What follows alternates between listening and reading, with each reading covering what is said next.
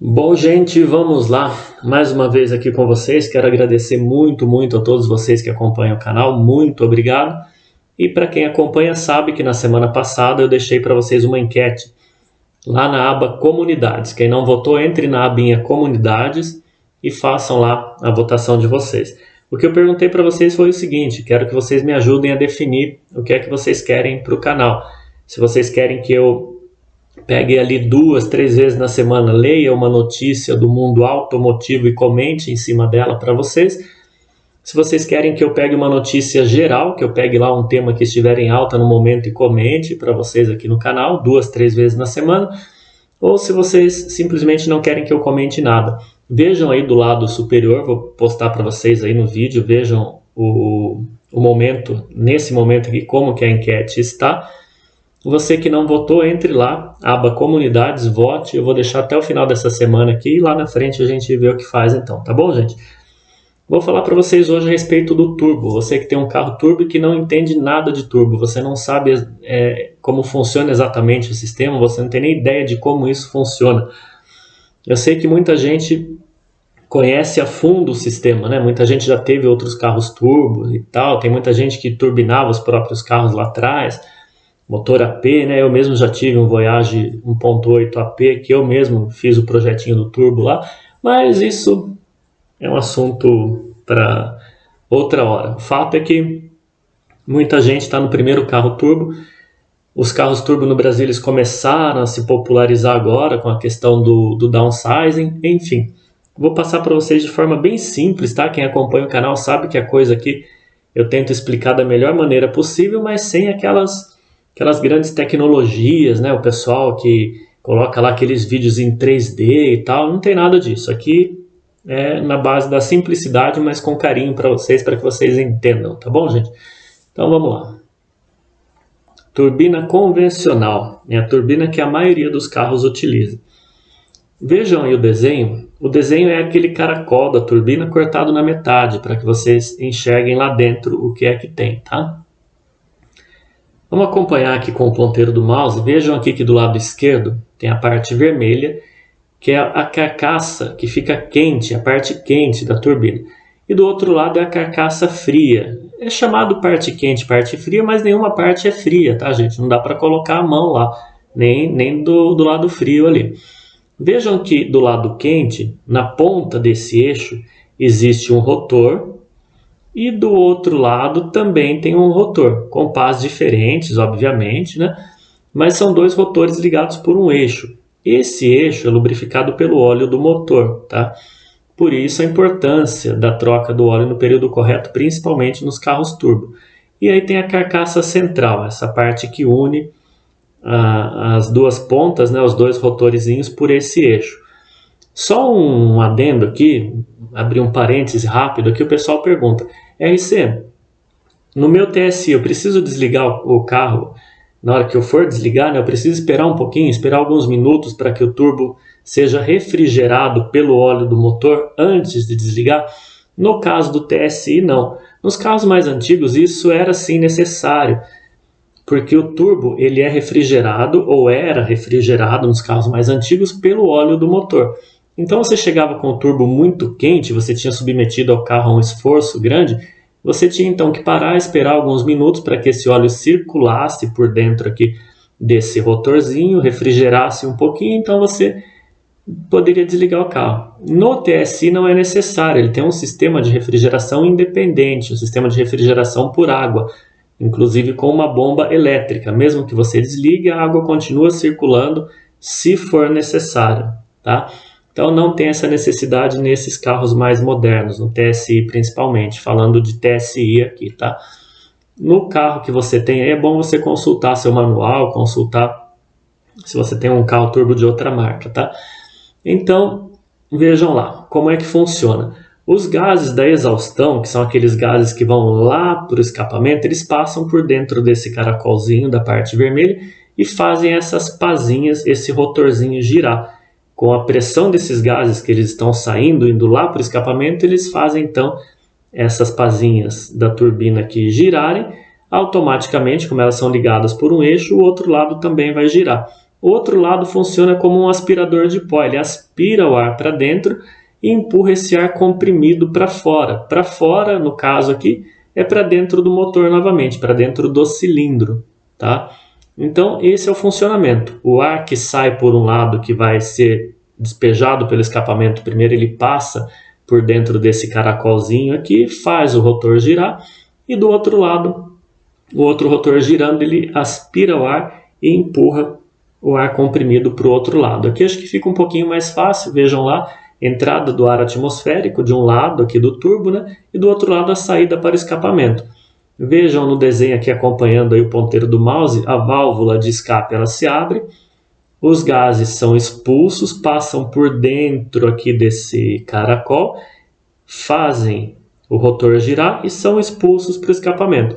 Do outro lado, o outro rotorzinho gira, aspira o ar atmosférico e empurra novamente para dentro do cilindro. Lembrando que a imensa maioria dos carros, no meio desse caminho do ar frio, tem um intercooler que serve para refrigerar ainda mais o ar. A gente já fala sobre isso. Vejam aí no próximo desenho, fica bem fácil de entender, né? Vejam lá que o ar sai, passa por dentro do turbo, é eliminado pelo escapamento, a outra ponta do turbo gira, admite o ar, empurra o ar para dentro desse intercooler e do intercooler ele vai novamente para dentro da câmara de combustão. Esse intercooler, na maioria dos carros, é como se fosse um radiador que fica lá na frente. É praticamente um radiador, como se fosse um radiador de água, porém dentro dele tem ar. O ar fresco que vem lá da frente do carro bate nesse radiador e ajuda esse ar que está lá dentro, comprimido, a ficar mais frio. No caso do TSI, depois eu mostro para vocês, ele tem um intercooler que é um intercooler água-ar. Além de ar, ele passa água por dentro para ajudar a refrigerar o próprio ar que o turbo está empurrando lá para dentro do intercooler e vai ser empurrado para dentro do motor.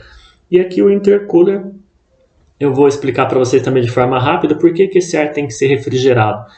Porque a queima do ar frio ela é melhor. O ar frio ele é mais denso, ele tem as moléculas mais agrupadas, você coloca mais ar dentro de um espaço com ele frio do que com ele quente. O ar quente ele tem as moléculas mais dispersas, o ar quente ele é menos denso, ele sobe, né? Se você pegar o ar quente, a tendência do ar quente é subir. O ar frio ele é mais denso, mais pesado, então é importante que o ar que entre lá para dentro, para dar essa queima eficiente, para ter uma queima mais, como é que eu vou explicar para vocês, para ter uma explosão, para falar aqui de forma bem simples, né? Para que essa explosão seja mais violenta lá dentro, de forma bem simples, tá, gente? O ar tem que ser frio, por isso é que existe o intercooler no meio do caminho. Vejam aí novamente o desenho, tá? Para ficar mais fácil ainda para vocês entenderem. E depois eu vou mostrar para vocês aí o intercooler do TSI.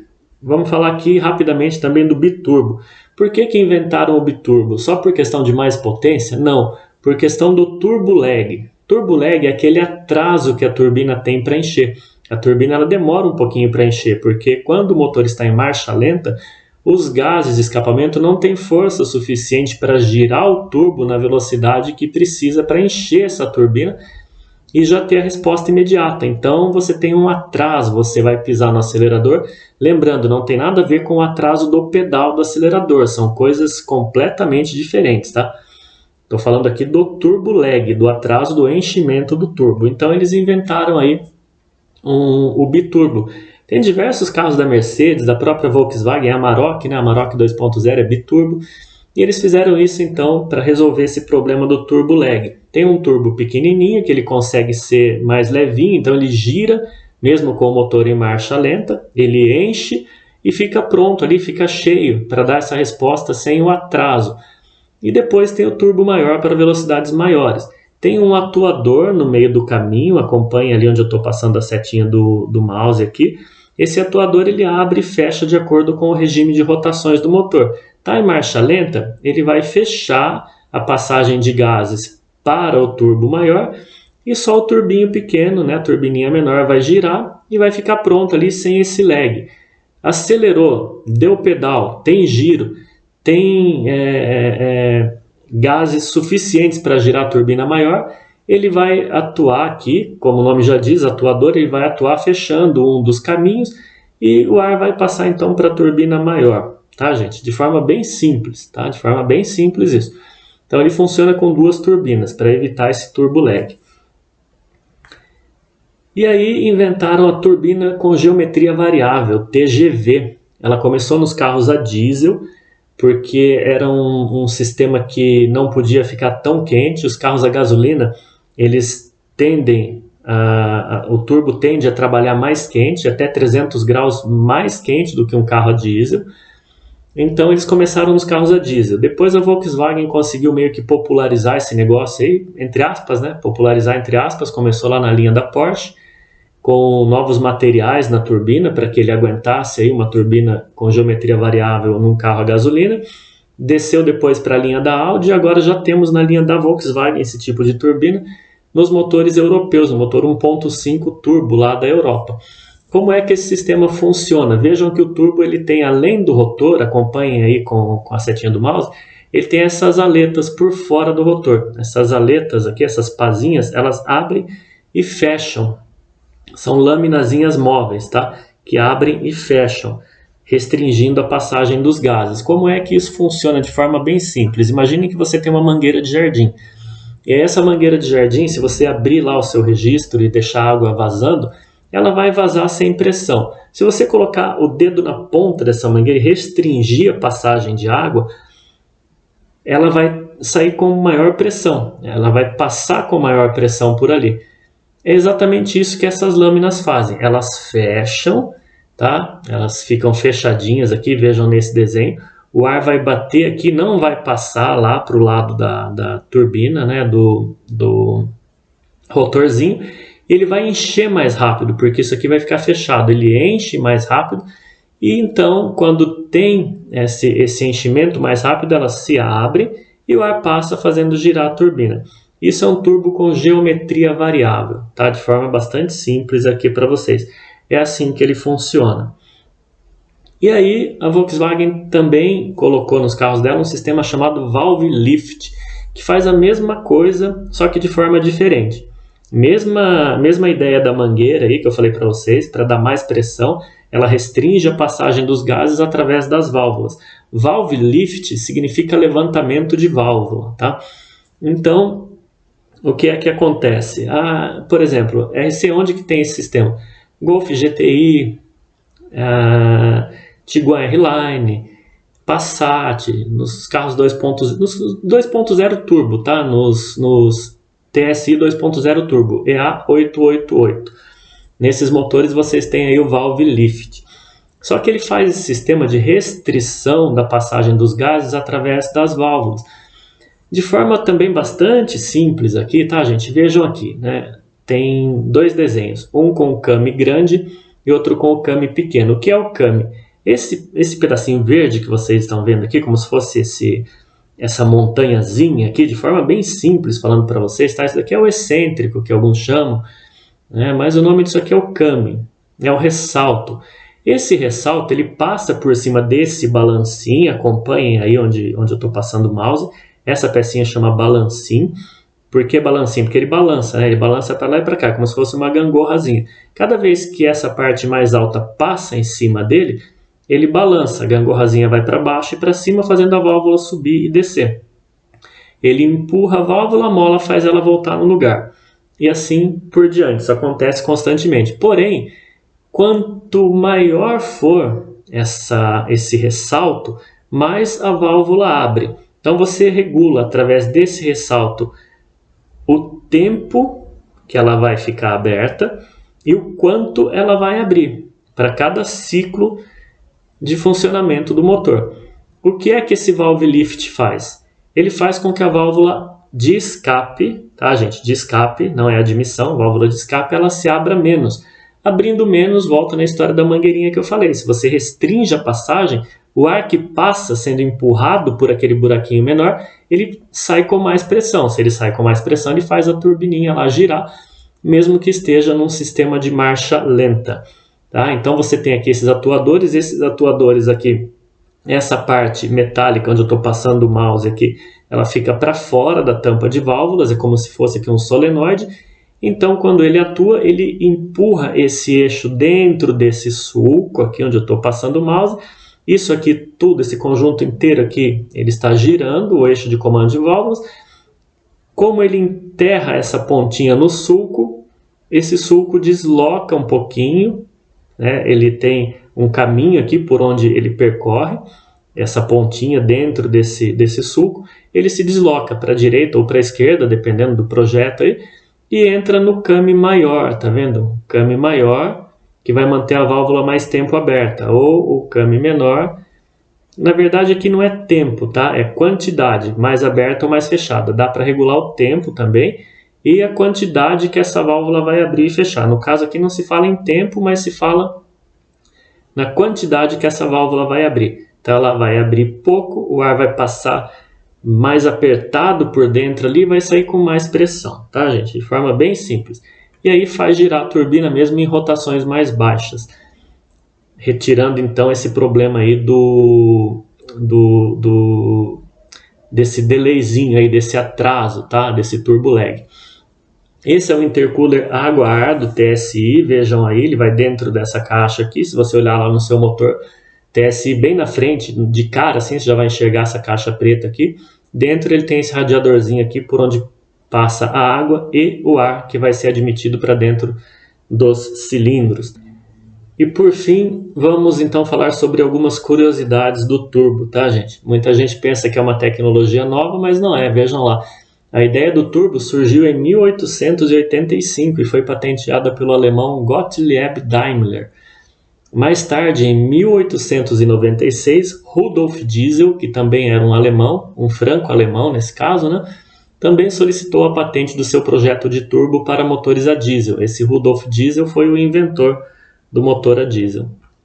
Mais uma curiosidade aqui, o Porsche 911 utiliza turbo desde 1974. Uma outra curiosidade, isso daqui é bastante legal, vejam lá, o primeiro carro turbo no Brasil de fábrica, né, foi o Uno 1.4. Foi lançado em 1994 e seu motor rendia 118 cavalos e acelerava de 0 a 100 em 9.4 segundos. Era praticamente o Up TSI da época, né, um carrinho pequeno, divertido, rápido, tanto que o 0 a 100 dele é exatamente o mesmo do Up. O Up nosso, né, o TSI faz aí em 9.4 segundos também, de 0 a 100, e é o que o Uninho fazia lá em 1994, imaginem só, né? A questão ali era a questão das quebras, né? Os turbos eles não tinham evoluído como hoje e as quebras eram mais frequentes, então o pessoal ficava meio com o pé atrás. Outra curiosidade, a Renault foi a primeira a utilizar turbo na Fórmula 1 em 1977 com o motor 1.5 que rendia 1000 cavalos. Imaginem só, né, um motor 1.5. E é o que eu sempre falo no canal, muita gente acha que a capacidade volumétrica por si só, ela define se o carro é mais potente ou não. O pessoal acha que o 1.6 ele é menos potente do que o 1.8 e o 1.8 menos potente do que o 2.0, enfim. O fato é que a capacidade volumétrica hoje ficou em segundo plano com as tecnologias, né? Então imaginem aí, 1977. Depois isso daí foi abolido durante um período porque o turbo tinha esse turbo lag que só foi solucionado mais para frente, né, esse atraso. Tinha a questão das quebras também, então meio que aboliram. Mas imaginem lá em 1977 o motor 1.5 de 1000 cavalos, né? E por último aqui para encerrar, alguns turbos podem girar a mais de 200.000 RPMs. Imagine você no seu carro com o pé cravado embaixo, o motor girando no máximo, você tem ali 6.000, 6.500 giros, enquanto o seu turbinho está lá perto de 200.000 RPMs. E suas temperaturas podem chegar perto de 1000 graus. É por isso que as fabricantes hoje, né, a Volkswagen principalmente, começou com isso lá na linha da Porsche e trouxe agora, meio que popularizou a questão do aço especial, né, que é esse aço Inconel, que essas turbinas são feitas para aguentar essas temperaturas. Isso começou na Fórmula 1, na verdade, esse aço Inconel, né, e já é utilizado nos carros de hoje. Beleza, gente? É o que eu tinha para passar para vocês. Espero que vocês tenham entendido o funcionamento básico da coisa aí. Se não entenderam, deixem nos comentários e a gente vai se falando. Vamos que vamos. Abraço.